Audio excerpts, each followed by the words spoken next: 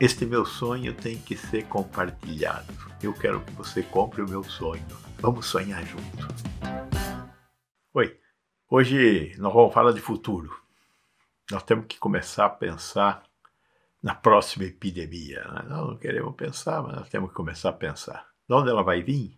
Da nossa capacidade de agredir o nosso meio ambiente, da nossa incapacidade de produzir alimentos sem fazer criação extensiva de animais, porque a detecção de um tipo de quadro novo, um quadro infeccioso novo, vai depender da capacidade que algum médico tenha de identificar que aquela coisa é uma coisa diferente. Nós tivemos os vírus da chikungunya e do Zika circulando no Brasil quase 2 anos antes de identificá-los como uma doença diferente. Tudo foi graças a uma má prática médica. Se nós tivéssemos uma boa prática médica, eles teriam sido diagnosticados, como foram por uma médica, no caso do Zika, no INPE, Instituto de Medicina Materna Infantil de Pernambuco, que é um excelente hospital, um hospital privado, filantrópico, quase que atende exclusivamente o SUS. Demoramos para fazer o diagnóstico do Zika. E temos muitos casos ainda de Zika, muitos casos de chikungunya. Estamos próximos de ter a vacina contra a dengue. Como é que, além da assistência médica, a gente dá passos no sentido de identificar o que deve ser feito para melhorar a situação, de identificar um agente causal novo? Bem, é um pouco disso que eu queria conversar com vocês. Talvez o que nós devêssemos ter no Brasil, além de melhorar a assistência médica, porque sem um diagnóstico, nós não vamos saber que estamos frente a uma doença nova. Então precisamos de um diagnóstico, precisamos ter uma boa assistência médica, uma atenção primária atenta. Médicos na atenção primária que saibam a diferença entre um resfriado, uma gripe e um Covid, ou um bicho que está chegando aí. Mas, além disso, nós precisamos ter a capacidade de dar passos seguintes. Passos que significam monitorar o antes desse doente chegar, então ficar olhando para o ambiente e tentando identificar novos tipos de micro-organismos que estão circulando por aí. Caçadores de vírus, caçadores de bactérias. Precisamos ter capacidade de processar esses micro-organismos, entendê-los, decodificá-los, sequenciá-los. Pegar o RNA ou o DNA, dependendo do tipo de bicho, e sequenciar. Entender como é que é a estrutura de funcionamento e de ataque deles. Para começar já a pensar em remédio, em vacina, né? E em testes para fazer o diagnóstico. A primeira coisa que nós fizemos com esse bicho que chegou aqui no Brasil, em fevereiro, foi aqui no laboratório do Instituto de Medicina Tropical, a professora Esther Sabino fez o sequenciamento do vírus em 48 horas. O Brasil, no estágio de desenvolvimento que está, merecia ter, ó o sonho, um CDC, um Centro de Controle de Doenças como os Estados Unidos têm em Atlanta. Verdade que o CDC tem uma coisinha, ele é ligado à Marinha Americana, né? Porque os militares americanos sabem muito bem que numa guerra micro-organismos podem ser utilizados. Eu preferia que nós não pensássemos dessa forma. Então, vamos deixar os militares de fora disso. Até agora, o problema do CDC é que não tem CDC se não tiver Ministério da Saúde. No momento, nós estamos sem Ministério da Saúde. Por isso, nós temos que pensar o que fazer no futuro quando esta coisa acontecer. E aí nós temos que pensar nas tais das ciências ômicas, né?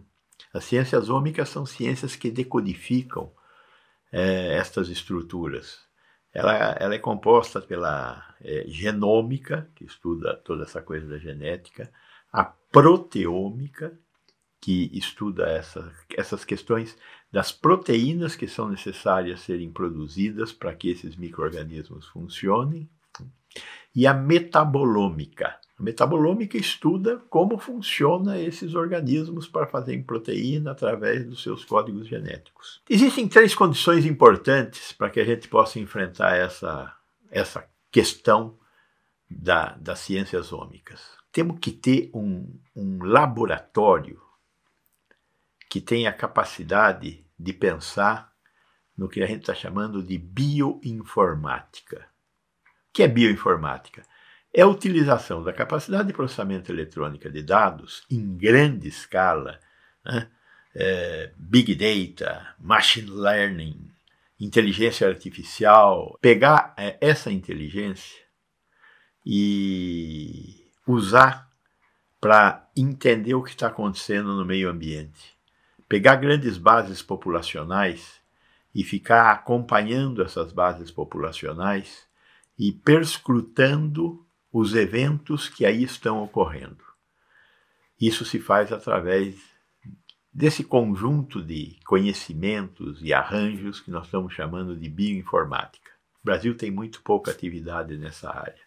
Nós temos que acelerar, descobrir, acelerar, ajudar a crescer. Um outro conjunto importante de atividades diz respeito à própria genômica e à capacidade de sequenciamento de micro-organismos. Então, quando eu penso num laboratório de sequenciamento genético de grande capacidade de sequenciamento, eu penso fora da universidade, fora da área de pesquisa, para servir a pesquisadores. Algo como o laboratório de Leucincroton. Não tem cabimento o laboratório de Leucincroton ou Sirius ser de um pesquisador. Ele tem que prestar serviços para. Nós temos que encontrar um jeito de construir uma pequena rede de grandes processadores desses no Brasil e colocá-los a serviço da genômica. O terceiro desafio é um desafio mais complicado. Chama-se epidemiologia genômica. A epidemiologia nós sabemos bem o que é, o estudo da ocorrência das doenças. Por quê, como, onde, etc. Agora, a epidemiologia genômica junta tudo isso que nós já falamos, toda essa complexidade da escrita do DNA, com a epidemiologia. Ou nós não temos epidemiologistas genômicos no Brasil, epidemiologistas genômicos de campo. Temos alguns na universidade, mas de campo quase não temos. São formar essa gente de campo, porque eles vão contatar os diagnosticadores com essa rede de ciência. Como fazer isso? Precisamos chamar os nossos epidemiologistas, precisamos conversar com eles e precisamos dar condições para que eles criem estruturas formadoras de pensadores na epidemiologia genômica. É uma tarefa mais difícil.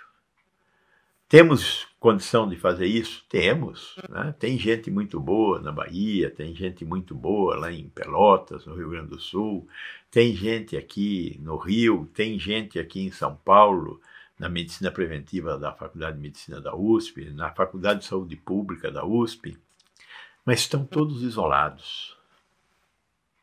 E eles não têm uma estrutura capaz de produzir, formar gente. Portanto, dificilmente nós vamos ter um CDC como os americanos têm, como os chineses têm, como os alemães têm, como os finlandeses têm, como os ingleses têm. Nós vamos fazer um CDC como o brasileiro vai ter. Uma rede concatenada de cérebros, equipamentos, instituições que nos ajudarão a pensar a medicina e a assistência à saúde no Brasil nesse futuro que se descortina para nós neste momento. O pós-epidemia vai trazer também este legado, assim eu espero. Mas para isso, este meu sonho tem que ser compartilhado. Eu quero que você compre o meu sonho. Vamos sonhar junto. Que do sonho vai nascer a realidade. Uma nova realidade. Na nossa ciência, para enfrentar essas transformações pelas quais certamente o mundo vai passar. Muito obrigado.